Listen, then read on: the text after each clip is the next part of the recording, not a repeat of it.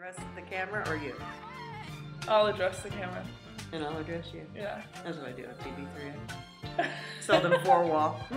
Hi guys, this is Taylor with Clothes and Paper. I'm sitting here with the Miss Jennifer O'Bannon.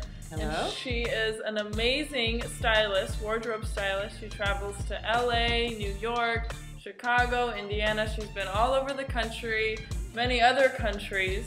And she recently has been telling me a lot about how she has come into the industry and how she has gone from retail to styling to windows. So I'm going to ask her a few questions and she's going to give you some advice on fashion.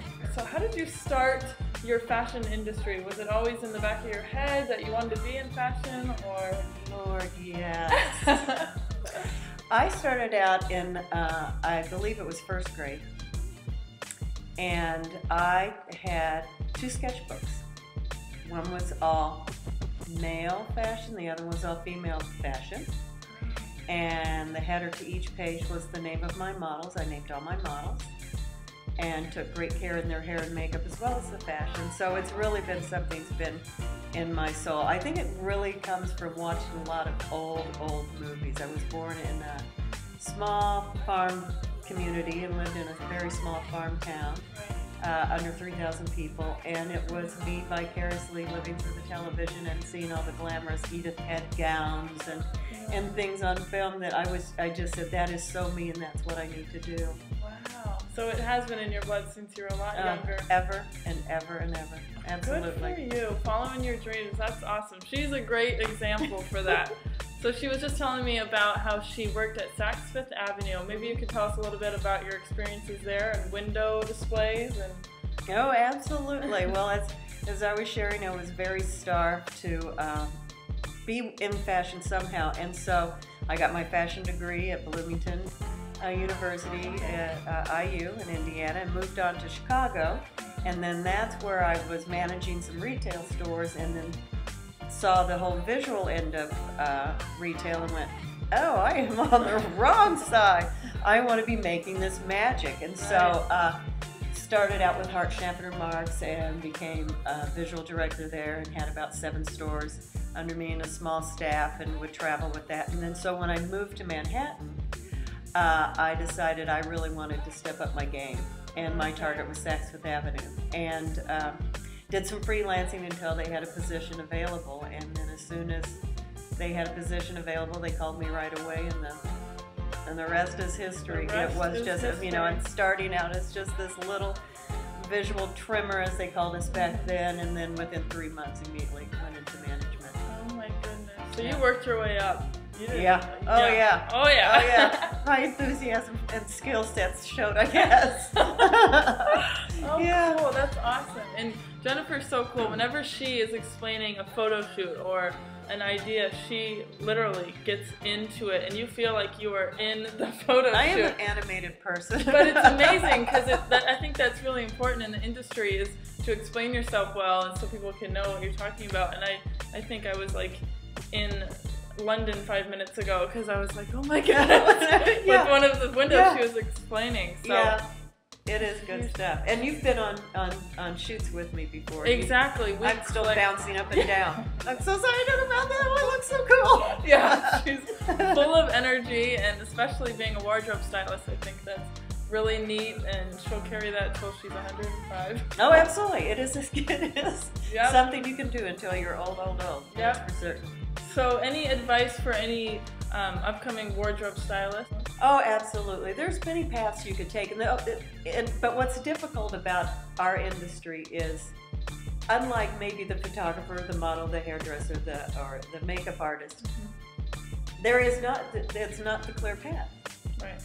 You don't see it. You don't hear it. It's not in writing. It's not given to you in your higher education. And when I did get my degree, there wasn't even such a thing as visual communication yet, and I now know that there is. But and hopefully, you know, when guys and gals leave from that, they can give them some paths. But you can either start like I did in the visual department in retail, because that most definitely is fashion styling, when you're putting your look onto a mannequin and telling a story, and especially as we were reminiscing back in the day, when you could tell your story throughout the window or the focal points on the interior and bring in your own props and make your own magic and make your own magical environment. Yep.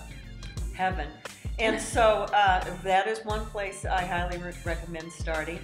They, depending on where you'd like to get into, some will ask for a degree now, and some will ask for 5 years experience. So it is a rough road. If you can get a portfolio or let somebody monkey around in some store somewhere to just give you the experience, the biggest thing is internships. Right.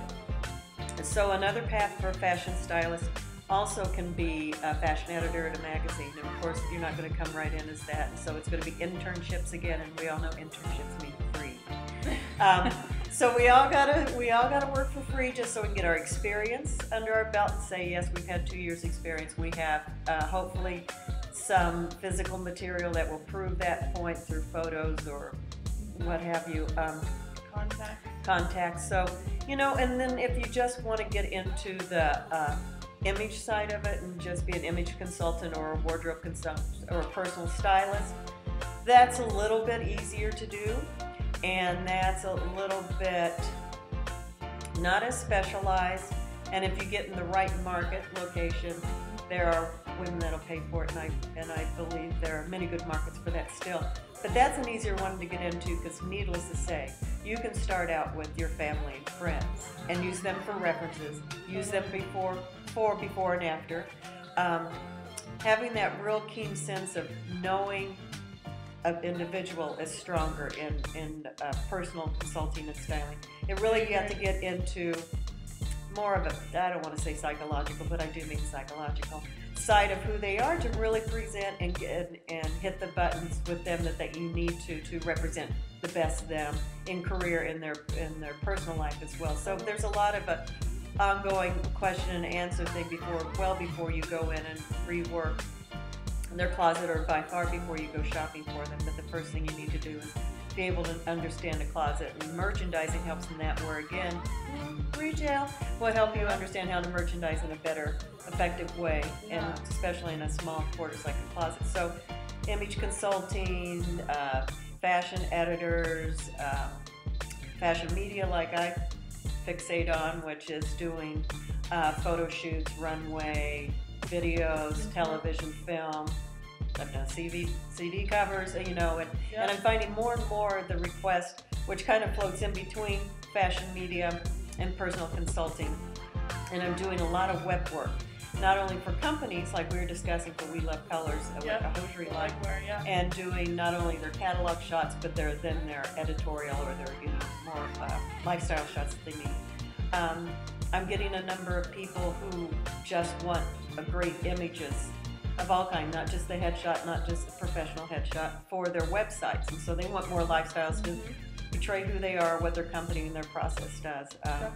So there's a lot more of that kind of work, as well as, you know, a lot of online publications now. There's so many options, and people can do anything really now. Now there's online television that's not even regular broadcast. So yeah, there's just so many places that fashion styling is always going to be needed. Always is a whole lot of fun. And you're a great inspiration for that, Jennifer. Thank you. It is infectious. Well, thank you so much. You're welcome. We appreciate your time. This has been Clothes and Paper. Thank you.